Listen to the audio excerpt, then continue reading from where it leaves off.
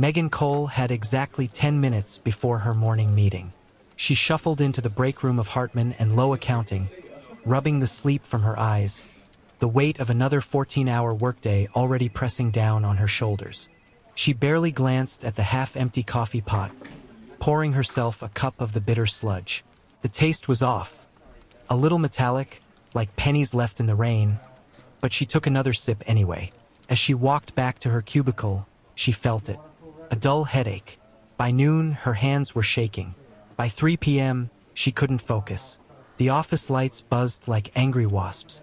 The world around her seemed to tilt. Her fingers felt cold. She wasn't alone. By Friday, 3 others had called in sick. Headaches, nausea, tremors.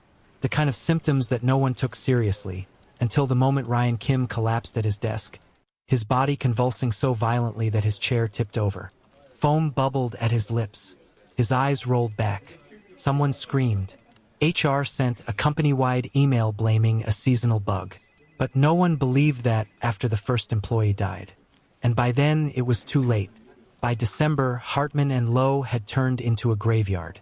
The rows of identical gray cubicles sat mostly empty. Employees avoided the break room. The coffee machine sat untouched, its glass carafe coated in dust. By now, the deaths were impossible to ignore. 5 people hospitalized, 2 dead. The CDC was called in. Agents in hazmat suits swabbed the desks, the walls, the keyboards, the coffee cups. The EPA tested the air vents, the water supply, even the office plants. Nothing. No gas leaks. No mold. No airborne toxins. The office buzzed with whispers. People stopped drinking the water, stopped eating lunch at their desks. Some took leaves of absence. Others quit outright. And then came the security footage. When the investigators reviewed the break room tapes, they expected to find nothing. Just a few employees grabbing coffee. Business as usual. But at 6:15 a.m. sharp, every single morning, there he was. A man no one had noticed before. He wasn't invisible, just the kind of person who blended in so well that he might as well have been furniture. Derek Walsh, 58 years old, payroll specialist, 17 years at the company. At first, he did nothing suspicious.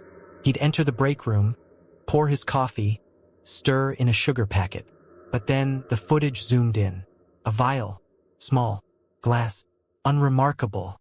Every morning, Derek emptied its contents into the coffee pot, stirred, left, every morning.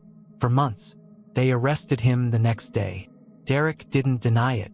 He just smiled. When they searched Derek's cubicle, they found something chilling.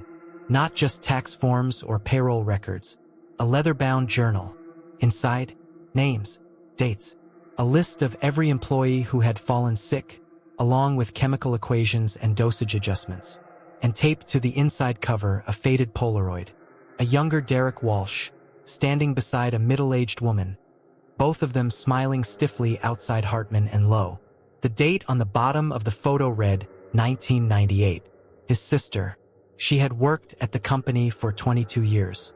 They fired her 2 months before her pension vested. No severance. She had walked into the company parking garage and put a bullet in her skull. Derek had been waiting 19 years. The poison? A synthetic compound. Odorless. Tasteless. Nearly untraceable. It mimicked natural organ failure, slow, creeping, deliberate.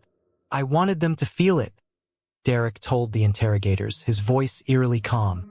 The dread, the betrayal, the slow realization that something inside you is dying, and you can't stop it. Just like she did. The trial was a national sensation. Derek pleaded guilty. Life in prison. No parole. Hartman and Lowe shut down forever. But the story wasn't over. In 2020, when demolition crews arrived to tear down the building, they found something hidden inside Derek's old cubicle wall. A compartment, sealed tight. Inside, they found vials labeled Batch 7A, a syringe, a handwritten note. "If you're reading this, they've finally torn this hellhole down. But don't celebrate yet. One vial is missing. Consider it a contingency plan. The missing vial was never recovered. And 3 months later, at an accounting firm across the city, employees started calling out sick. First, headaches. Then the nausea began.